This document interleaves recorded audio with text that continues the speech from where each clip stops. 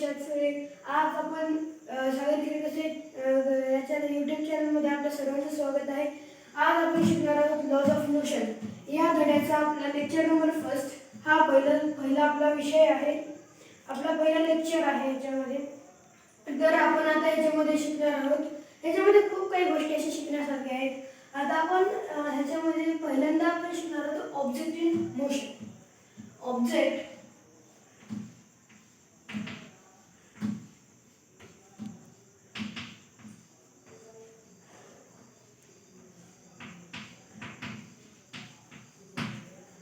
Object in motion.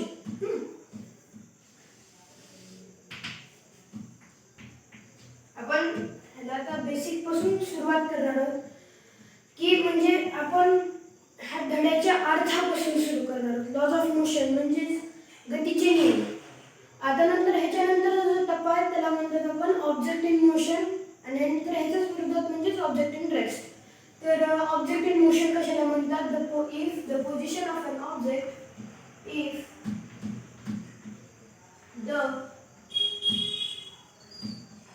if the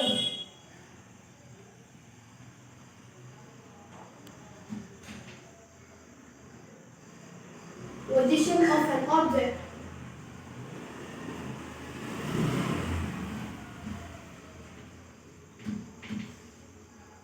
म्हणजे एका वस्तूची position.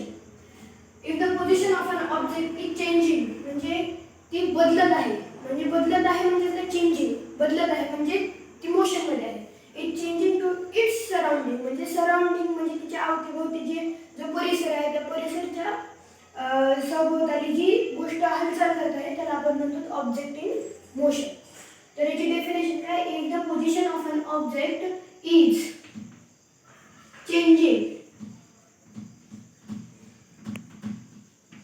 changing to its surrounding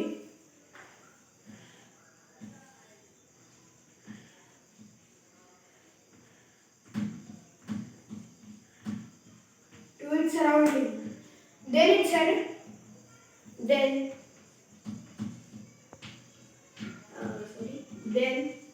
it said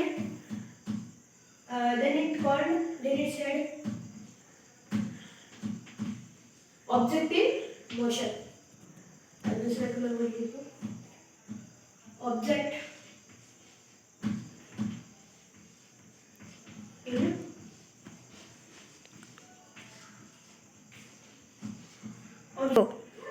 तर आपल्याला ऑब्जेक्ट इन मोशन समजलेलं आहे. ऑब्जेक्ट इन मोशन म्हणजे if the position of an object is changing to its surrounding then it said to be ना object in motion. तर object in मोशनच्याच inverse काय आहे? Object in rest. Object in rest OBJECT. Object in rest. Object in rest म्हणजे वस्तू काय विरामावस्थेत आहे. म्हणजे आपल्याला याची डेफिनेशन काय लिहिता येईल? जी डेफिनेशन इज इनवर्स आहे. आपली डेफिनेशन इज इनवर्स म्हणजे if the position of an object position of an object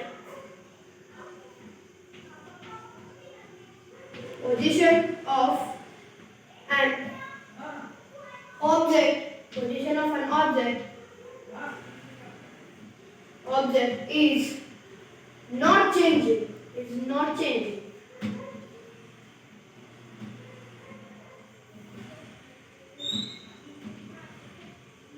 इथे काय होतं? Changing.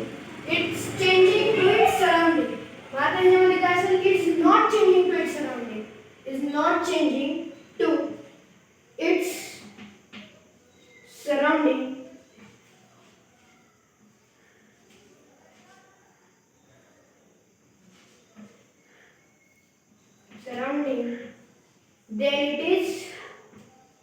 then it is called किंवा said ऑब्जेक्ट इन रेस्ट. इथंच लिहितो खाली. इथून दिसतं ना? Object in rest. Object in rest. समजलेलं आपण आता याचं एक्सप्लेनेशन करू. ऑब्जेक्ट इन रेस्ट म्हणजेच काय? If the position of an object is not changing to its surrounding, म्हणजे त्याच्या सभोवताली त्या अनुसरून किंवा रिस्पेक्ट टू इट्स सराउंडिंग. तर मी रिस्पेक्ट घेतलं नाही, आपण शॉर्ट फॉर्म मध्ये डेफिनेशन लवकर समजून घेण्याचा प्रयत्न करू. त्याच्यात म्हणजे एक वस्तू आहे जी की त्याच्या सभोवतालीच्या नुसार ती त्याची गती किंवा त्याची मोशन आहे ती चेंज करत नाही, म्हणूनच त्याला आपण काय म्हणतो? Object in rest. चला तर आपण दुसरा पॉईंट घेऊ आता. दुसरा पॉईंट आहे आपला डिस्टन्स.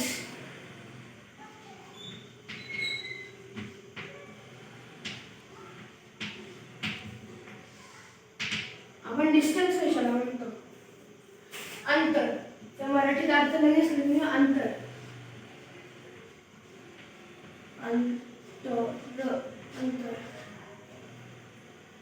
अंतर आपण आधी मी तुम्हाला लिहून सांगतो, नंतर आपण याचं एक्सप्लेनेशन करू. मी कलर चेंजिंग करतोय कारण की आपल्याला लवकर हायलाइट होईल, आपल्याला लवकर समजेल आणि मला सुद्धा एक्सप्लेन करायला इझी जाईल. तर the length of the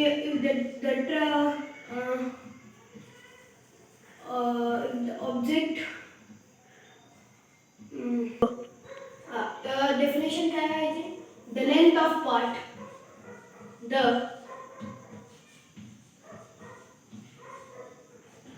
length of path म्हणजे काय? मार्ग. The length of path, PATH, path. The length of path traveled by an object, travel, TRAVELE, travel by an object. The length of path traveled by an object during its motion. म्हणजे आता ह्याच्या पुढे जे आपण distance, displacement, speed त्याच्यामध्ये सगळे जे शिकणार आहे आता मोशन मध्ये शिकणार आहे, म्हणून प्रत्येक डेफिनेशन मध्ये मोशन हा शब्द येणारच आहे. मग आता मी पूर्ण डेफिनेशन लिहितो आणि तुम्हाला सगळं एक्सप्लेनेशन करतो. The length of path traveled by object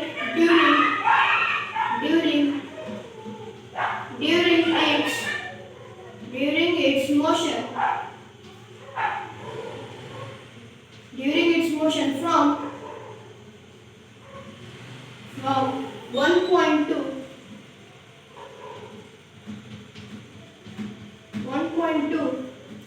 another point is called that distance.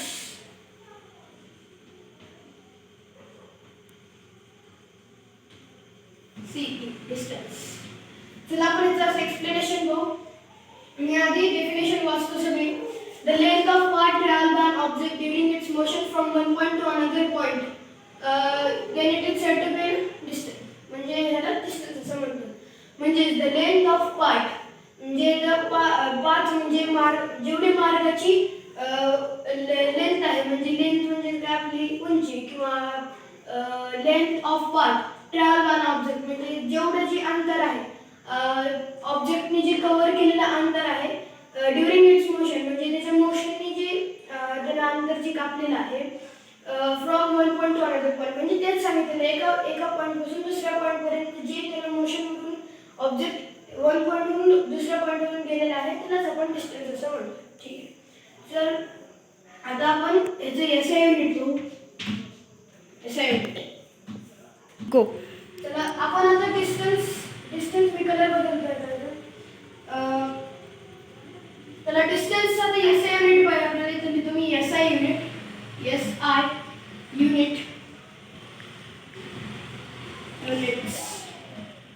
आपल्याला SI युनिट काढायची आधी SI युनिटचा लॉंग फॉर्म माहित असला पाहिजे. SI युनिटचा लॉंग फॉर्म काय आहे? सिस्टमॅटिक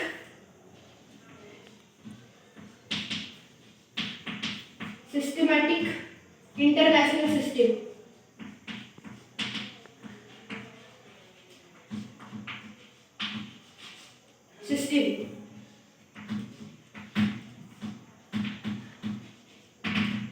SI युनिटचा हा लॉंग फॉर्म आहे.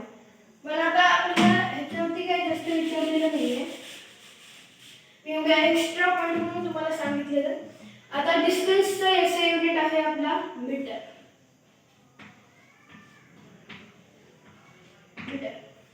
आणि सीजीएस युनिट म्हणजे सेंटीमीटर ग्राम सेकंड युनिट्स.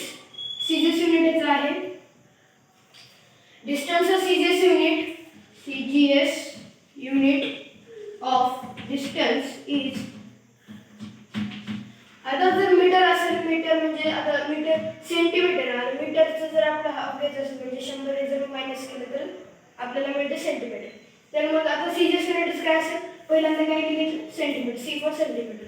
आपण इथे सेंटीमीटर, सी सेंटीमीटर. तर चला मी हे दाब सगळ्यात समजलेलं आहे. आता एक्सप्लेन करायची गरज आहे तर एक्सप्लेन करतो. तर पहिल्यांदा आपलं distance, the length of path traveled by an object during its motion from one point to another point is called distance.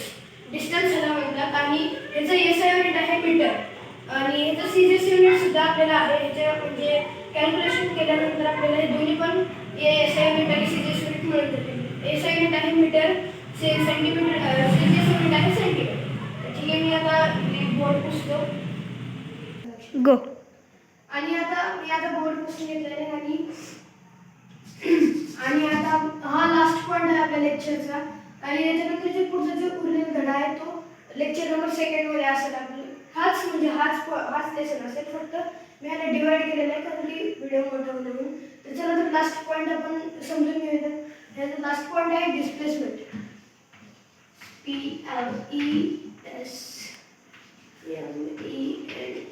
Displacement. Displacement मी आधी याची डेफिनेशन घेतो, नंतर मी एक्सप्लेनेशन करतो आणि SI युनिट सीजीएस युनिट. ठीक आहे. डिस्प्लेसमेंट म्हणजेच काय? डिस्प्लेसमेंट म्हणजे the displacement is the displacement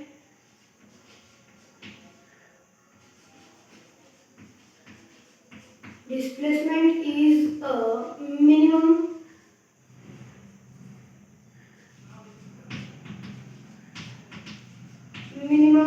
distance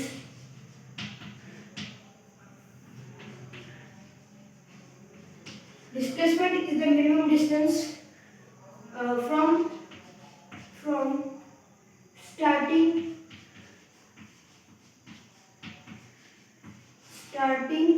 to finishing point.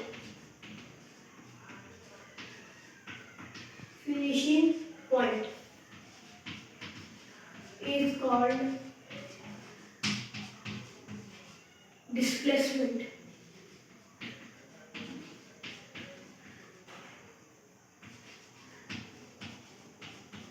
Displacement.